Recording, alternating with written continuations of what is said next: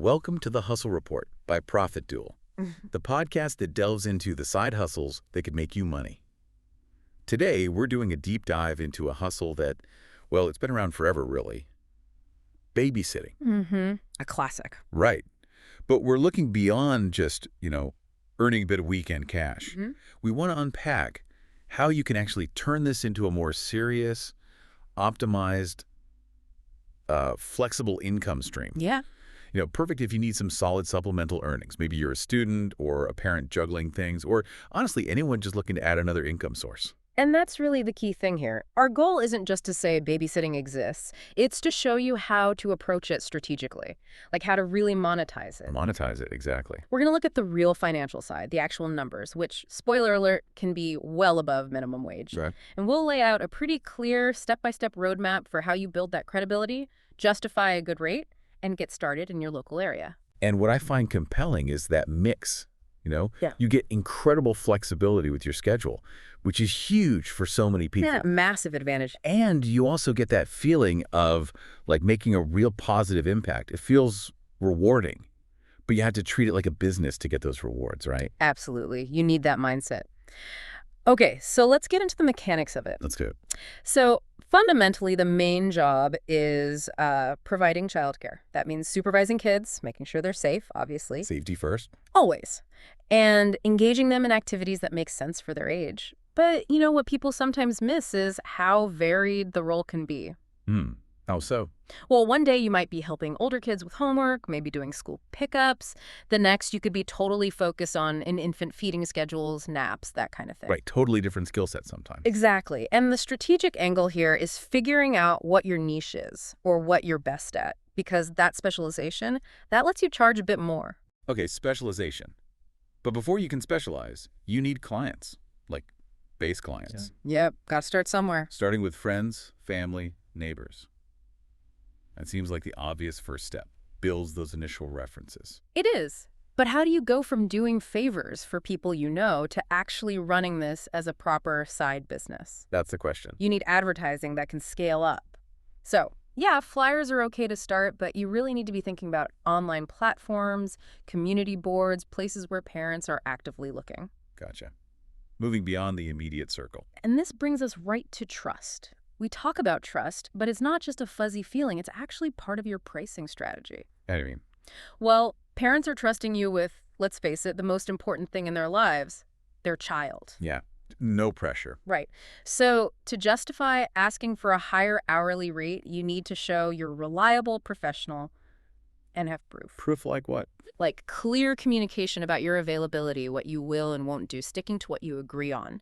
And, really importantly, having things like safety certification sorted out. Being prepared. Okay, so laying that professional groundwork, that earns you the right to talk about better rates. Exactly. So let's talk numbers then. Because if you do this properly, babysitting can actually pay quite a bit better than, say, a standard minimum wage part-time job. Oh, definitely. We looked at data from Urban Sitter, and it shows the national average hourly rate is sitting around $16.75 per hour. And that's just for one child. $16.75 an hour. Okay, that's a solid baseline. It is. But for someone listening who really wants to optimize this hustle, that $16.75, that should be your starting point, your floor, not your ceiling. Okay, I like that. But let me push back a bit. $16.75 sounds good, but when you factor in maybe travel time, the fact that hours can be all over the place, evenings, weekends, and you're personally responsible if anything goes wrong, how do you realistically push that rate higher? High enough to make it really worth it compared to, say, a predictable retail job? That's a really fair challenge. You push the rate up mainly through two things: location and specialization. Okay. Location's pretty straightforward. You can usually charge more in big cities or more affluent suburbs. That's market demand. Makes sense. But the part you control more is specialization. Can you offer something extra? Maybe you're great at homework help, or you're comfortable tutoring a bit. Adding value. Exactly. Or maybe you've got experience or even certifications for children with special needs or allergies or medical conditions. That immediately puts you in a different category. Right, because fewer people can offer that. Precisely. And things like CPR, first aid, especially pediatric versions, or maybe even courses in child development or behavior management. Investing in those certifications directly translates into justifying a higher rate. So it's not just about being a good babysitter, it's about being a specialist babysitter. That's the key shift. You've got it. That's the strategic move. And don't forget adjusting for more kids. That $16.75 is for one. You should absolutely be charging more per hour for each extra child. Like how much more? Often it's maybe an extra $2 to $4 per hour per additional child. You need to factor in the increased workload and responsibility. Right, okay, that makes sense. So let's shift gears a bit.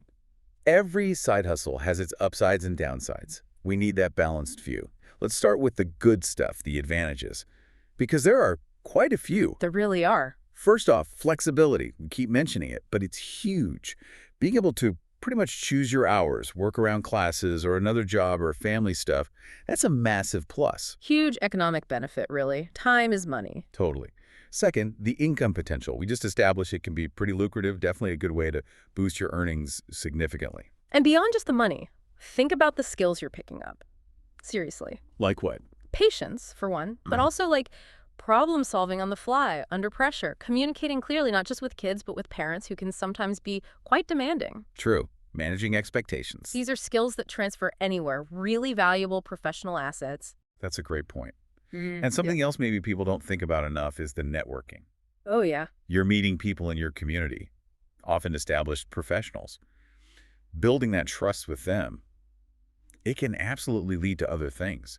Different job opportunities, maybe even business connections, totally unrelated to childcare. Interesting angle. Okay, but we need to be realistic. Let's look at the other side of the coin, the drawbacks, the things you need to be ready for. Okay, the realities. Well, first, that flexible schedule cuts both ways. It's often irregular. You're usually needed when parents aren't around evenings, weekends, holidays. Peak earning times are often peak social times too. Exactly. So you're potentially giving up your own downtime, your social life. When others are off, there's an opportunity cost there you have to weigh up. Good point. And it can be physically demanding, right? It's not always just sitting on the couch. Definitely not. Keeping up with energetic toddlers, lifting babies, playing outside, it takes energy, real stamina sometimes. You need to be honest about whether you're up for that. It can be tiring physically and mentally. And the big one, responsibility. Liability. This is probably the most critical point. You are responsible for a child's safety, period. That means you have to think about worst-case scenarios. Like accidents, emergencies. Yes, and how you'd handle them. It might mean looking into liability insurance, having clear emergency protocols, making sure you have proper consent forms from parents. Covering yourself professionally is really important. That sounds serious but necessary. What else? Competition can be tough. Depending on where you live, there might be lots of people offering babysitting. So just being available might not cut it. Which comes back to your point about specialization, right? Finding a way to stand out. Exactly. Those extra certifications, specific skills, that's how you differentiate yourself in a crowded market. Okay. Anything else on the drawback side? Just the emotional side of things. You know, dealing with tricky situations, a child having a meltdown, separation anxiety, maybe some disciplinary issues. It takes patience, sure, but also some skill in managing emotions effectively. Theirs and yours. Yeah, emotional labor is definitely part of the job. And if you can handle those situations well, that also adds to your value. Right. Okay, so we've looked at the potential, the pros, the cons. Let's say someone listening has weighed it all up and thinks, okay, I want to do this and I want to do it strategically. What's the plan? All right, let's get practical. We've put together basically an 8-step action plan. Yeah. Think of it as a blueprint to go from just thinking about it to actually earning optimized income. An 8-step blueprint. I like it. Let's walk through it. Step 1. Step 1, don't just get experience. Create a reference dossier. Yes, start with the people you know if you need to, but be deliberate. Ask for written testimonials. Get contact details for references. And ask them specifically to mention things like your reliability, how you handled any tricky spots, not just that you're nice. Okay, so collecting actual evidence of your skills. Nice. Step 2. Step 2, obtain certifications that matter. Don't just tick the box with basic CPR. Look for more advanced stuff. Pediatric first aid and CPR from somewhere reputable like the Red Cross. Maybe local safe sitter or specific childcare training programs. Show you're serious about safety. Makes sense. Step 3. Step 3, develop a premium professional profile. This needs to look more like a concise resume than a casual social media post. List your experience, sure, but highlight how you handled challenges. Specify age groups you're best with.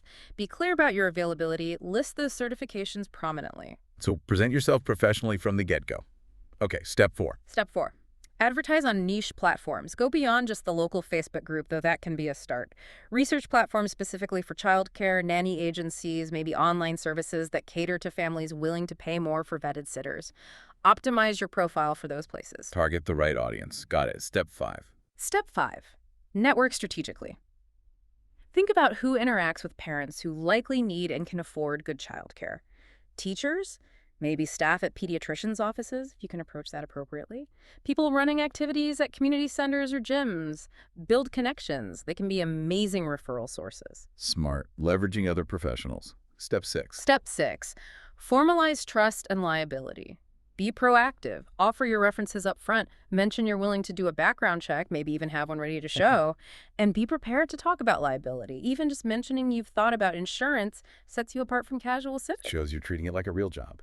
Okay, step 7. Step 7. Implement tiered rate setting. Do your homework on local rates. Remember that $16.75 average is just a starting point.